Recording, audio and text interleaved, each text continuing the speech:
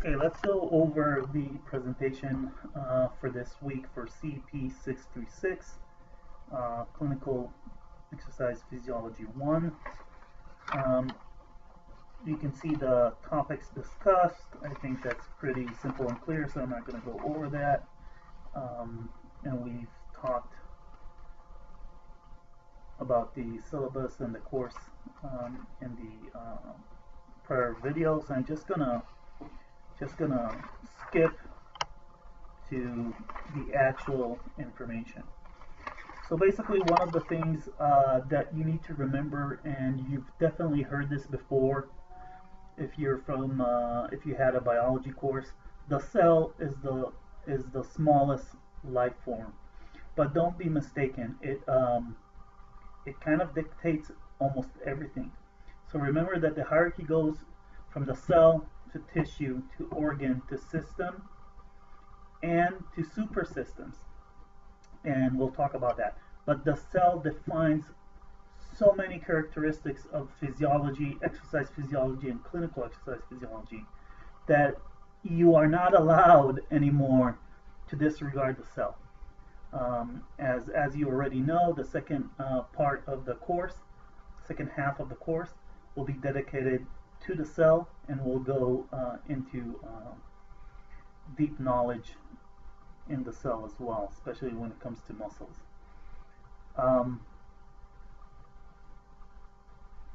So the cells determine the function of the tissue, which determines the function of the organs, which determines the systems, and so on and so forth. I want you to understand that I'm going to emphasize always the principles, and I want you to mark them on paper, in the presentation, especially in your head. You have to understand the body. If you cannot understand the body, not just accumulate knowledge, understand the body, there's a difference. You will not be successful as an exercise physiologist, and definitely not as a clinical exercise physiologist. So we need to understand that the brain is set to protect function at the cellular level and upwards. The brain thinks about functionality, and that begins with the cell.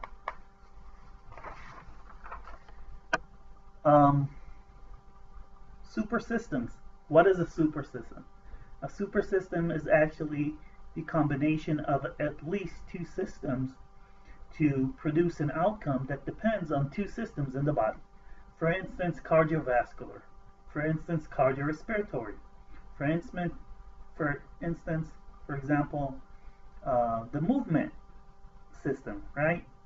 So you need the muscles, you need the nervous system in there, and you need the skeletal system. So at least a combination of two different systems. And while it might seem obvious to you, we need to say it, right? Right, so you have example 1 and 2 and 3 or 4. I think they're kind of simple. So we'll progress to the physiological division of the body. The physiological division of the body relates to two simple ideas. A, the skin and processes occurring on the skin are still occurring to the body. For instance, heat loss and absorption, immunity, more specifically the innate immune system, right? So while the skin is kind of outside or towards the outwards of the body, it's still part of the body, and it has an influence on the body. Second, in physiology, especially in metabolism, the digestive system is not part of the body's metabolism, although it affects hemostasis. So it's kind of regarded as outside of the body. All right. Hemostasis. Think about a set point. Think about a set point that for anything in your life that kind of kind of divides your life into three. You're either at the set point, you're either above it or beneath it. Now, life is dynamic, so is our body, but hemostasis is trying to find the balance in which the body can function at that time, right? Obviously, there's ranges of functions and abilities between people, but the living creature tries to achieve hemostasis all the time. That's not to say that you're not coming and going from this balance on purpose. For instance, when we're exercising, we're disrupting this balance on purpose because we know that it's good for us, right? If you have to save your life and start running, then the balance is not that important, right? You can also achieve stability. And stability can be either dynamic or not. For instance, when you're running, you can achieve a steady state, but you're still not in a resting situation. So we want to achieve what we call dynamic equilibrium.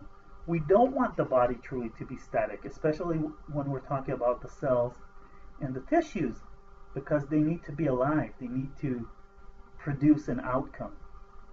And yet there's hemostasis. So it's a very simple idea and concept. And I'm sure it's not the first time that you've heard about that.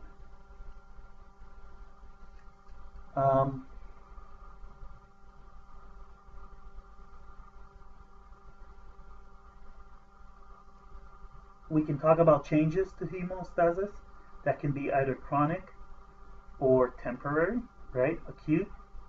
In either way, when you're talking about a change, you're talking about losing that balance for a certain amount of time, and you might reset or calibrate the system slash organ slash tissue slash cells to a new level of hemostasis. For instance, we know that when you work out, the metabolic rate of the body, of the cells, changes. So that would be resetting that value.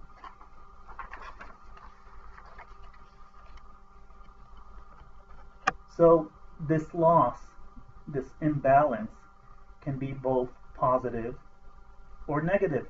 It really depends what you look at. For instance, when we're talking about diseases, we're losing the balance of the cells or systems, some kind of functionality, and it's for the worse. So you have the examples. You have one example actually, and you can go over it.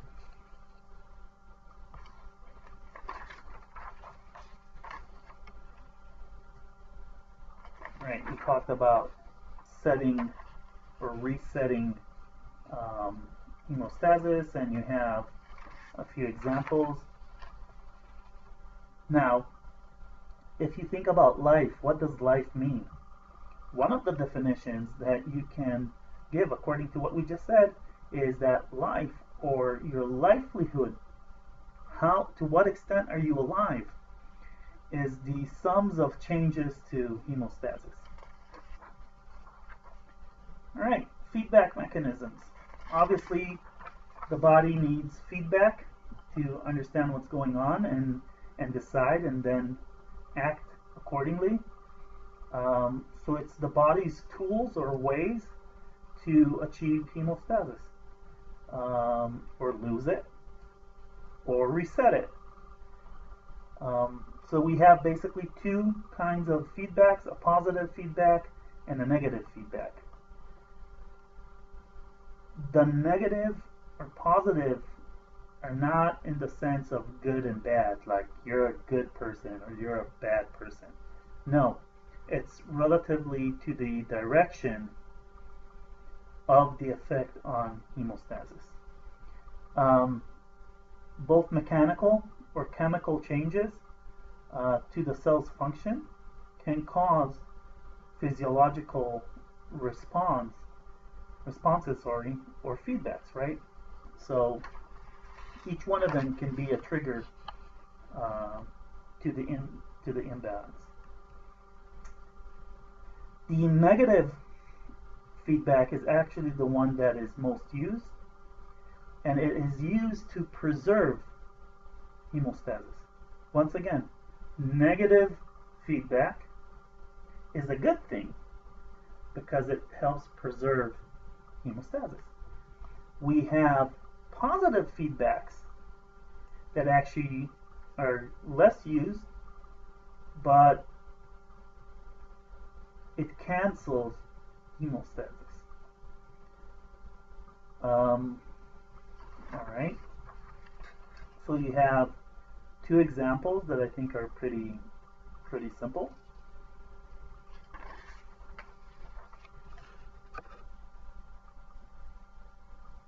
Usually, unless we're talking about diseases and dysfunction, both feedbacks are used for the better good of the body.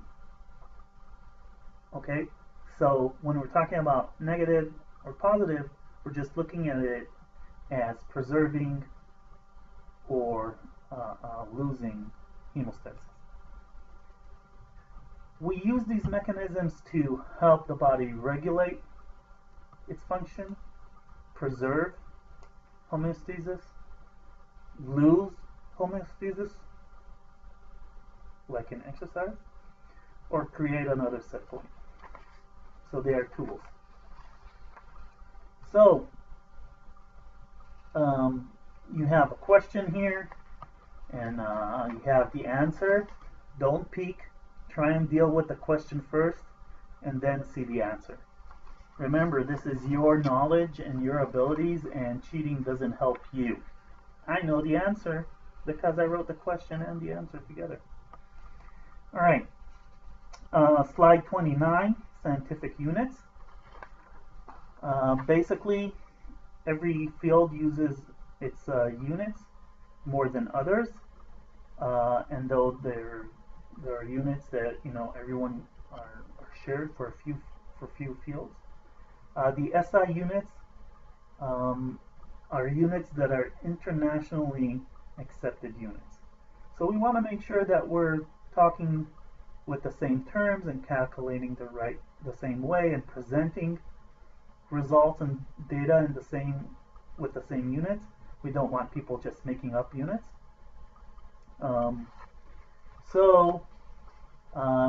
We use SI units, and we'll go over them really fast.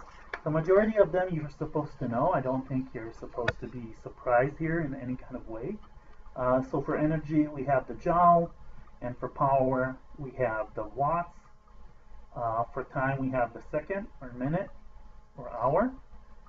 For force, we have the Newton. For velocity, we have the meter per second or kilometer per hour. For torque, we have the Newton meter. For distance, we have the meter. For weight, we have the gram or the kilogram. For volume, we have the liter or milliliter. And for work, we have the kilogram meter, Newton meter, and joule. So you see that work being one of the basic outcomes of function has more units in order to apply it to more kinds or different kinds of outcomes of work. A bit of relevant terminology, which I think we should refresh. So let's start with energy. What is energy? In physiology, energy is the ability to produce a force, work, or produce heat, meaning an outcome. What is a calorie? First of all, let's distinguish between a small calorie and a big one. The small calorie, by definition, is the amount of energy needed to increase the temperature of 1 gram of water by 1 degree Celsius. Example, you have 1 gram of water that is 18 degrees Celsius hot, You heat that 1 gram of water, which is barely nothing, until it becomes 19 degrees Celsius. During that time, you have invested 1 calorie, small calorie of energy. The kilocalorie is exactly the same, only 1,000 times more, and written with a capital C, or with the word kilo before, and that is basically the term that the unit that we'll be using, because a small calorie is really nothing. I mean, there's no reason to actually use that. Then you have a question here that you can test yourself. Then you have the answer. So I'll just, if you don't mind, move this aside. Mass. Remember that there's a difference between mass and weight. Basically, weight is your mass times the gravity wherever you are. So while your mass might not change between 2 locations, gravity might. So mass is the amount of material within an object. Weight is mass times gravity. In this case on Earth, gravity is 9.8 meters per second squared. So that's an acceleration unit. And just for instance, if you go to a different planet, it will have most likely a different gravity, and your weight will be different, right? Same thing happens to us in water, for instance. Okay, Newton is the force needed to accelerate 1 kilogram for the length of 1 meter for the duration of 1 second. Okay, so you have 3 criterions here. Pretty simple idea. You're taking 1 kilogram of weight and having it move at a certain speed or velocity. Then you have a question that you can use to practice. Actually, you have here 2 questions in a row to kind of practice what we've learned until now. Then you have the definition of work, the mathematical outcome of force times this distance. You have the formula, F times D, and basically I'll just say that work is an outcome. And usually in physiology, we want the outcome to be greater than 0. Is it always greater than 0? No. But we want the work to be greater than 0. We want to produce an outcome that favors the body, right? So for instance, we don't want the heart's work to be 0. If the heart's work is 0, you're dead, right? Out of the program. Subscription canceled for life. That was sophisticated, by the way.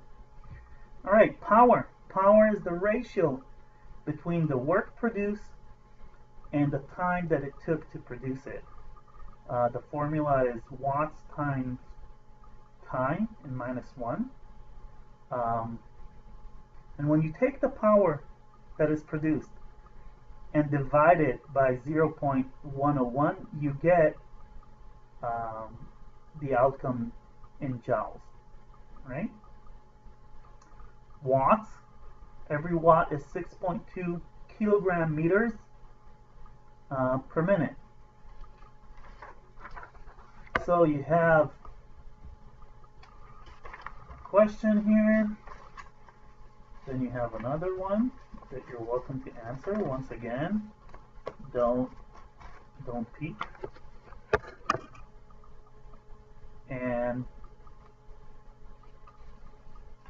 we can continue. You have another question to practice about watts and the explanation afterwards. Alright, what is a joule? The joule is the energy transferred or work done to an object when a force of 1 Newton acts on the object in the direction of its motion through a distance of 1 meter, meaning that it's 1 Newton meter. Now, playing with all the units that we've already learned until now, or refresh your knowledge, 1 kilocalorie, is 1 calorie is 4.184 joules. 1 watt per second is also the equivalent of 1 joule. So you can transfer units and translate them transform units from one to the other. Velocity is the unit needed to transport a body from one place to the other. So basically, it's the equivalent of what kind of distance have you gone through per unit of time. Then you have a question here to practice, right? Torque. Our body uses torque quite a lot. Torque is the force needed to produce rotational movement as opposed to linear movement. So our body uses rotational movement more than linear along an axis. So once again, it's an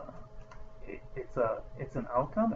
It's work actually done. So it's force times the distance.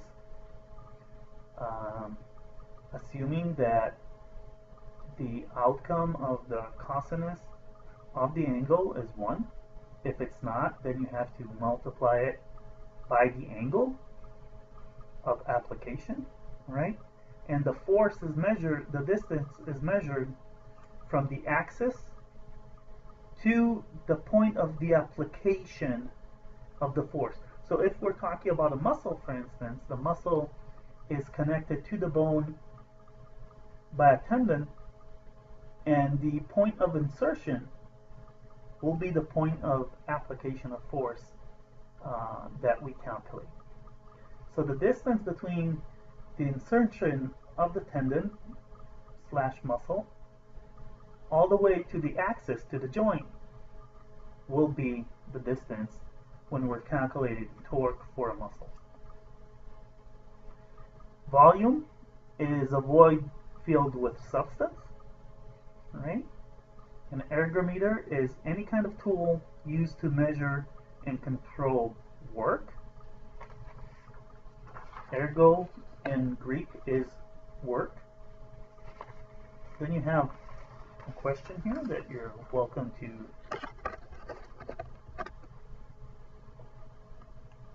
as a challenge to take it on. Ergometry is Greek for the measurement of work, right?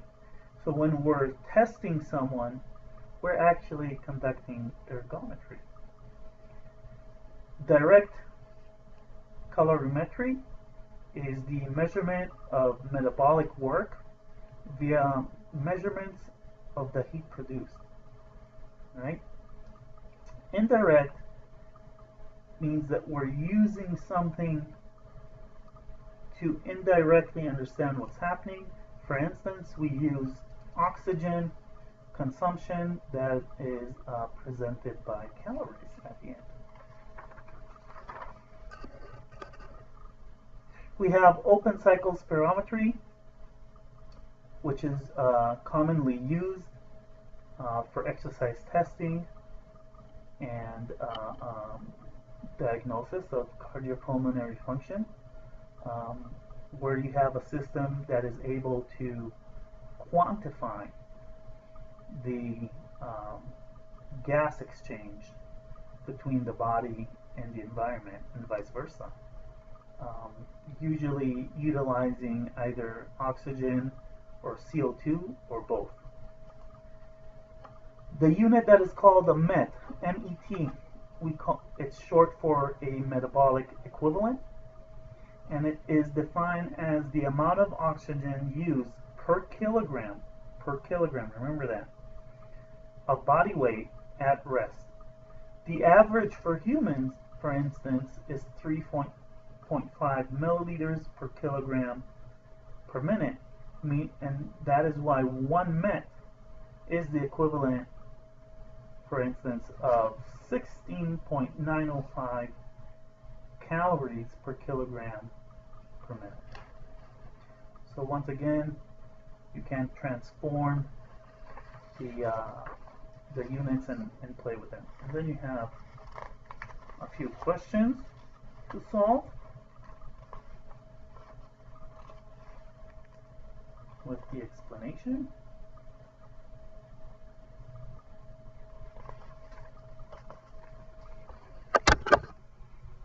A vector.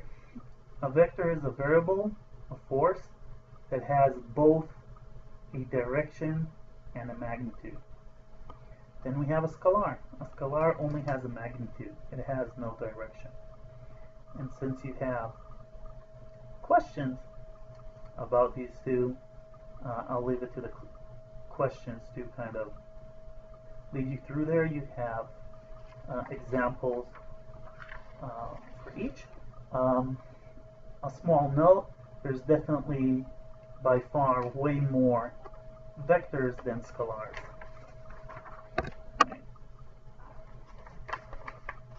We have a question, and we are on slide 69. Pressure. Pressure may be defined as the ratio between a force applied to a certain surface or area which it is distributed upon. So there is a mathematical ratio here. Water vapor, is the volume of water in the form of gas within the environment. Water vapor increases gas volume. So the more water, which we tend to call humidity sometimes, in the environment, the more volume the air, the gas around you is going to have. And obviously, water weighs more than gas, so it's going to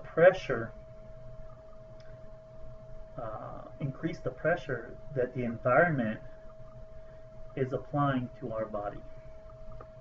For instance, the difference between movement in the open air, assuming that there's no water vapor, which is usually a mistake to make, compared to movement in the sea or in a pool. Where do you feel the environment pressuring you more? Obviously, in the sea or in the pool, right? Units of BTPS. So that's the abbreviation for temperature, ambient pressure, saturated with water vapor, which is very relevant to our world, right?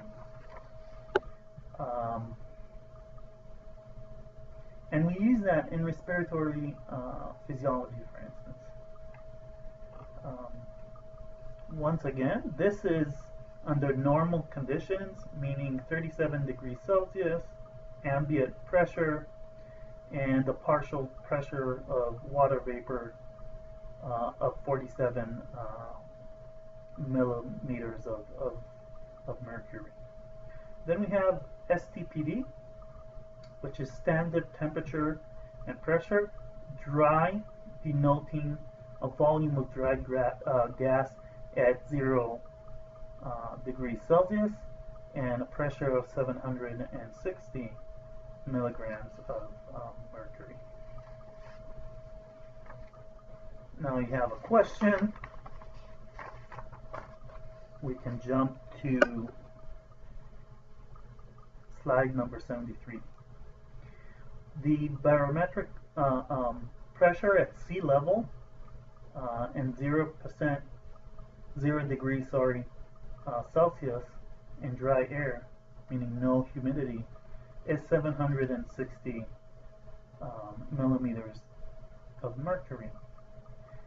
This is also the pressure that a liter of air applies to the environment under the same conditions.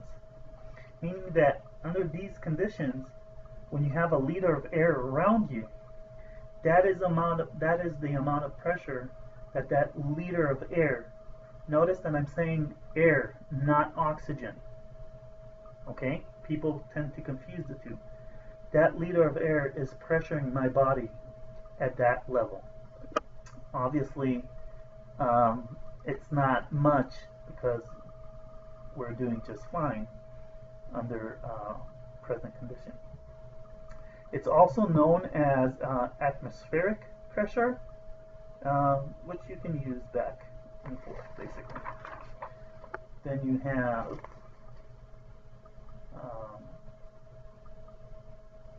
a question and an explanation to the answer. Partial pressure. Partial pressure is very important to understand in physiological systems and in our work, meaning that when you take a mixture of gases which together combine, let's say, to a liter of air, we know that the air is a mixture of different gases, right? The partial pressure is the pressure that a certain gas within the whole mixture is contributing to the total amount of pressure produced.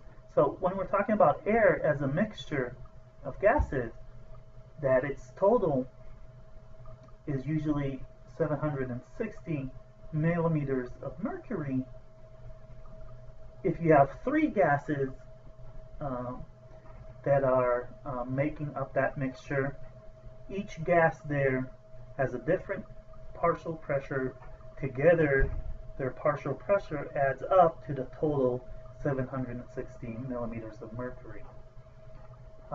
When we're talking about BTPS conditions, we know that 1 liter of air has just a bit under 21% of oxygen in it.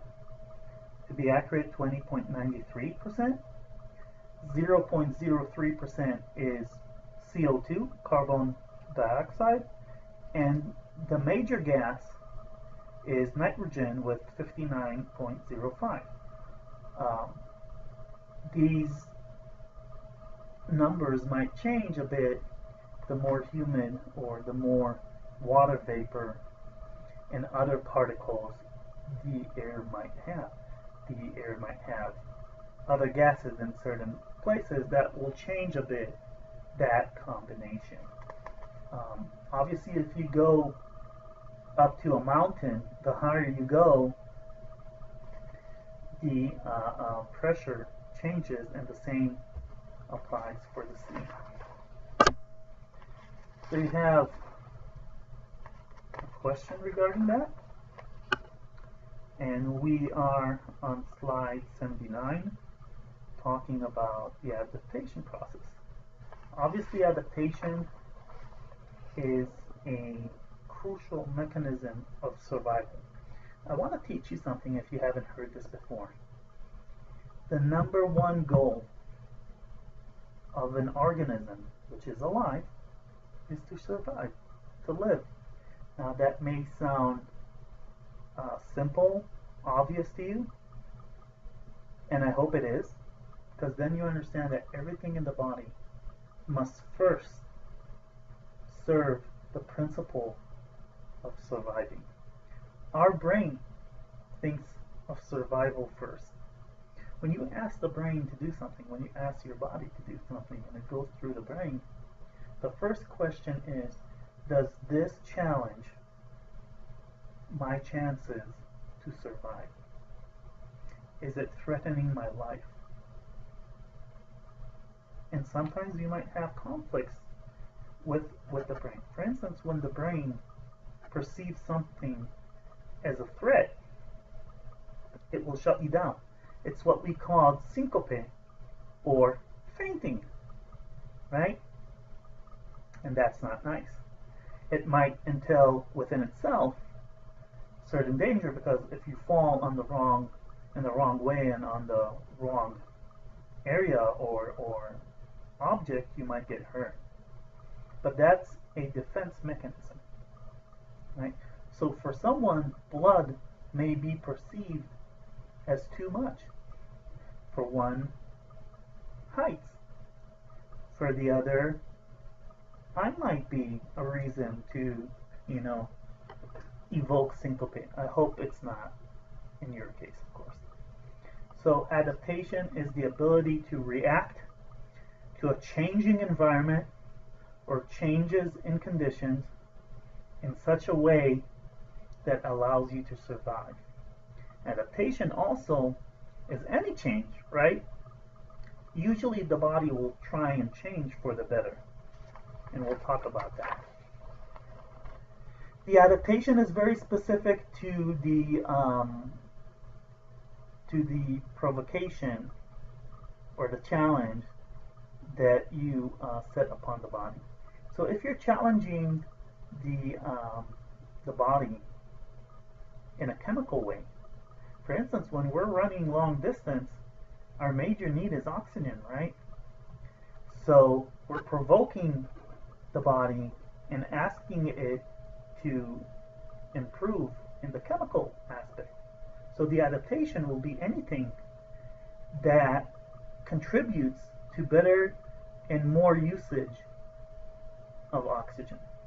But when we are lifting a weight in the gym, the challenge is mechanical because it's weight.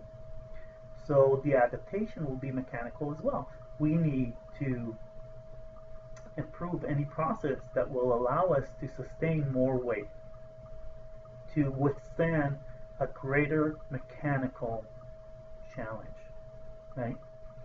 So it's that accurate, and usually there's a combination of two, but there's a major adaptation and a minor or secondary adaptation.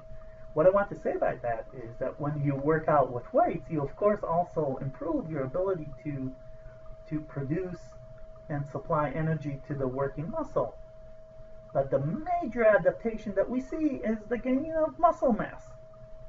Does that make sense? I hope it does, because that's what happens, right?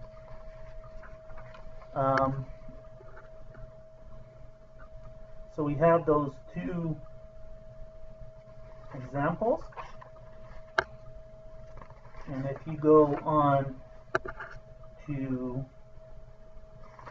slide number 85, we can summarize that idea with one of the major principles, major and basic by the way, but very, very important. And basic means that it's not complex, but it's also happening all the time. That's called stimulus response. So according to the stimulus, you're going to find a response. And it's very, very specific. And we have a few sub-principles. Once again, when I say principles, you need to marker this. These are the foundations of our field.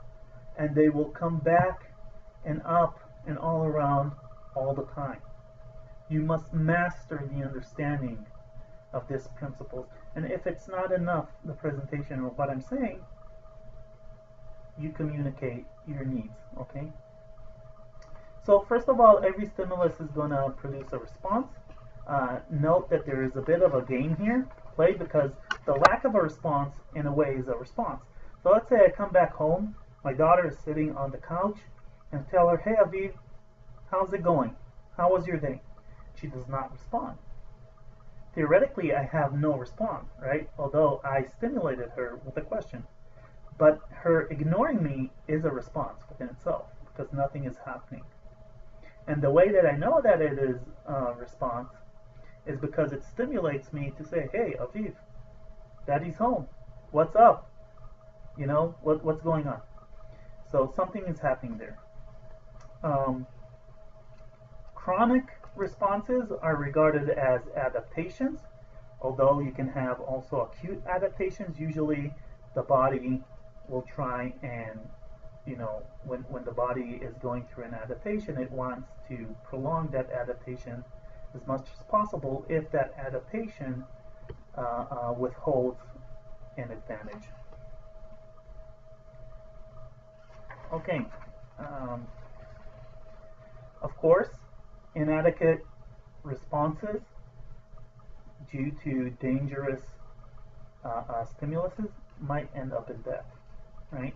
So for instance, you can exercise someone to death. If you're going to take someone to his or her maximal physiological abilities in a maximal exercise test, it might result in failure and death. So we have a few examples, which I once again think they're very simple to understand, and you can go over them. So you have 4 examples.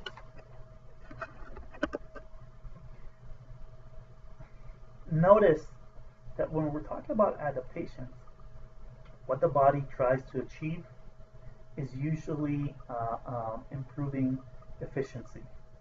Why is that? Because the body wants to pay less and get more.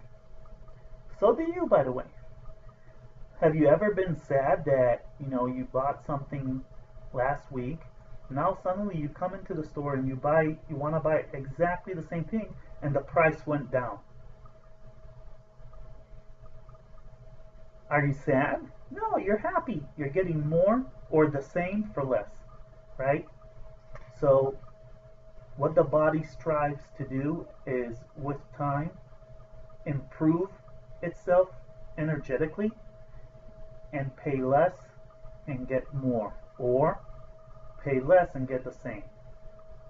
In both ways, in both situations, the cost per outcome, the ratio between the two, is lessened, is decreased.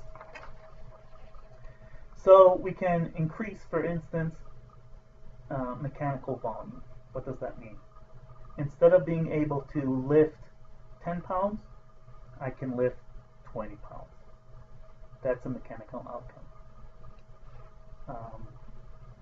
We can also decrease the need for things that are frequency or rate or power dependent. For instance, if I enlarge my heart, or specifically what we call stroke volume, I need a lower heart rate, meaning that if you were to pay $1 for every time that your heart contracted, meaning 1 unit of heart rate, you would pay less with a more efficient heart.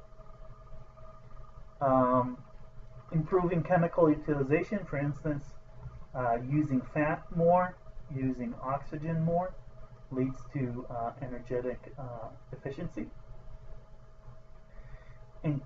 Increased enzymatic function and concentration, so that's something that we can definitely do. If there's a good reason, we will create more enzymes and utilize them better in such a way that our body becomes more efficient. And of course, one of the major things is using oxygen more. We will talk about that, and we will see that the utilization of oxygen, the use of oxygen while producing energy, has almost nothing but pure and great advantages. So you have a few examples, 5 examples. Okay, we're at slide 96. Let's talk about gradients. Gradients are very simple. They utilize the gap between 2 endpoints of a process or a phenomenon. When there's no gap, when it's equal, the gradient is 0 or does not exist. The minute there is a gap, something starts to happen. So we have fluids, and we have gases, and we have electrical currents, that once there is a gap, things start to move. They actually start to move without even investing energy. So we can use gradients, these gaps, these differences between two endpoints of a process or phenomenon to move around things without investing energy, which is great for the body. It's simply great for the body. You have to understand that the body thinks of energy or perceives energy exactly like we perceive money. We would prefer not to spend the money if possible. If someone came and say, hey, you want a car for free? Sure. You know, want a computer for free? Oh, absolutely. Want a TV for free? Oh, bring it on. You know, so same thing happens with the body, and gradients are using a natural characteristic or tendency of, as I said, gases and fluids and electrons to move when there's a gap. We also have active gradients, meaning that the initial creation of the gap needs energy to be invested, and we do have that occurring quite a lot in the body. So in that case, you're losing energy. That is, of course, a principle that we use quite a lot when we're talking about weight loss or exercise, right? So that's definitely happening too. So basically, when we're talking about movement of substances in the body, and even gross movement, we are utilizing both active and passive gradients.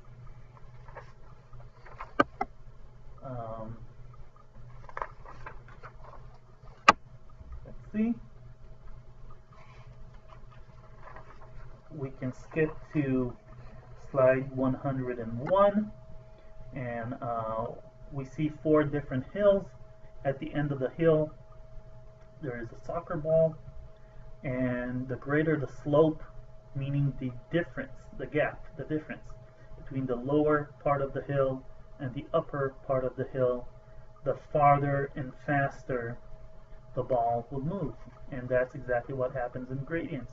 The greater the difference between the two endpoints of the process / phenomenon, the greater the outcome will be, or more movement. The phenomenon will be greater or increased. Alright,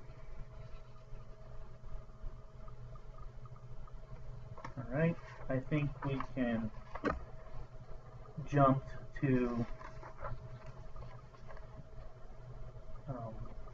slide 104, and I'll just say in that respect that electrons are perceived as pure cash.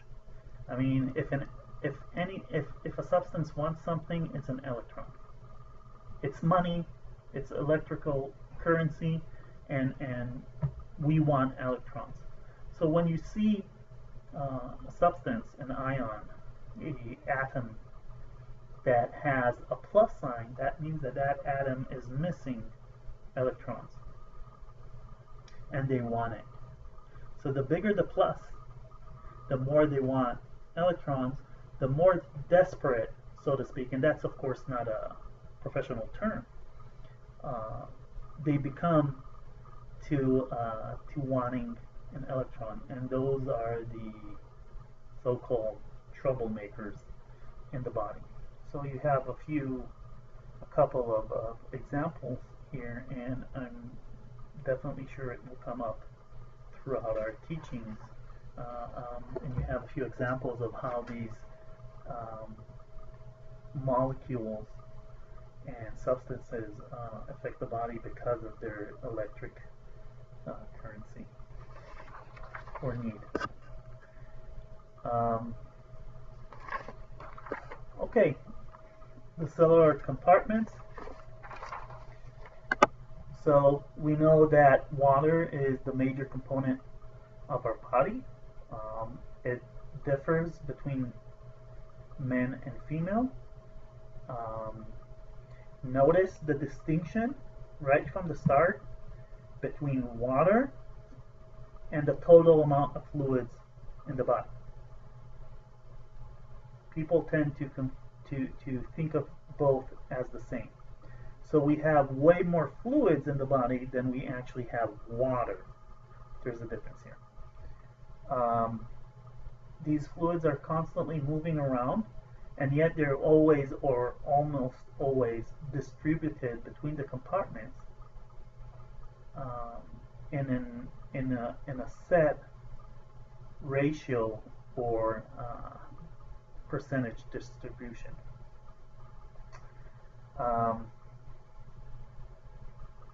So usually they're constant per compartment under normal conditions. Obviously, abnormal conditions might change that. Exercise, heat, disease, so on and so forth.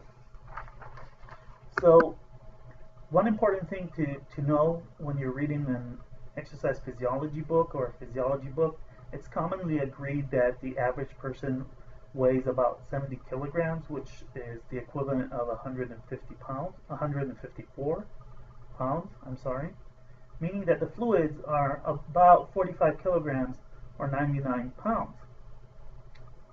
Just take the weight and multiply it by the percentage. Of course, body composition, age, gender/sex, and fitness level may influence the results in total. All right. Muscle has more water than fat, so the water percentage or component of a certain tissue changes according to the tissue.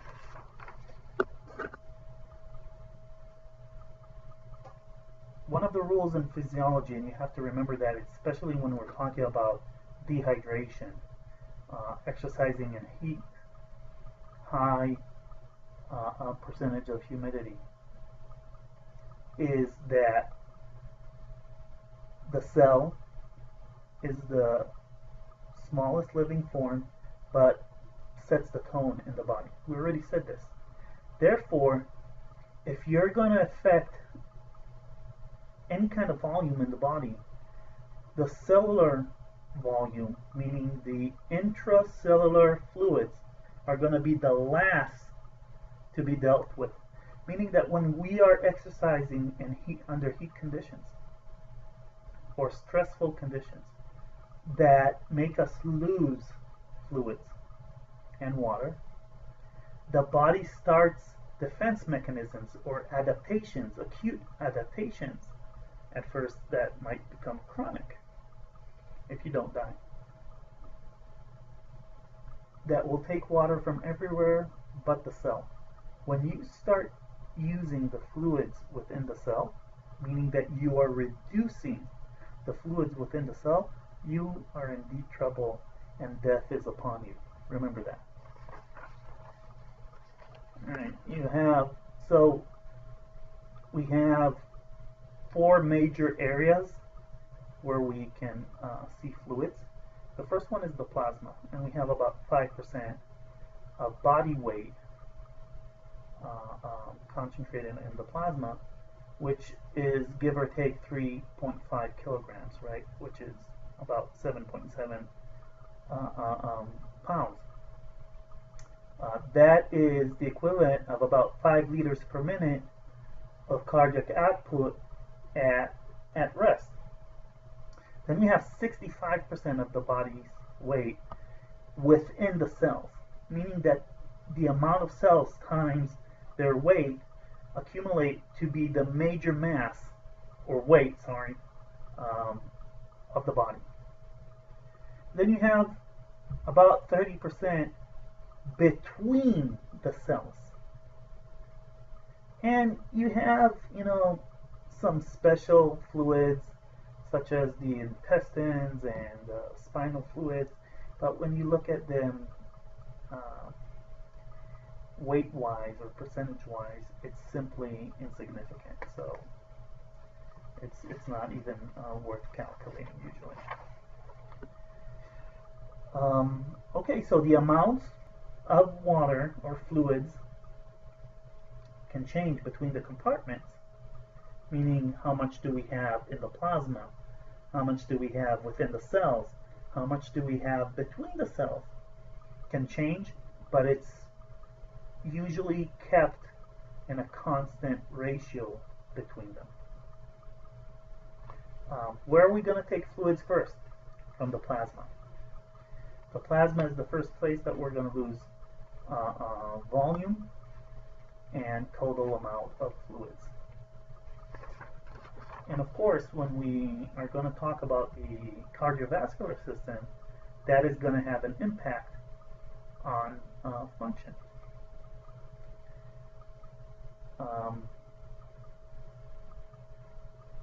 Fluids move between the compartments because of all kinds of forces that apply to them and influence them, meaning forces generated mainly by gradients. Those who produce pressure gradients are those who affect the movement of fluids the most, and the one that is most used is what we call an osmotic pressure gradient. Osmotic pressure is greatly influenced by dissolved substances, meaning all those substances that you have within the fluids. Okay. We have cellular function that depends on ions within these fluids, within the cells, and the volume of fluids in a compartment is defined by the sum of effects of gradients in that environment. Let's see. Anything that is worth mentioning?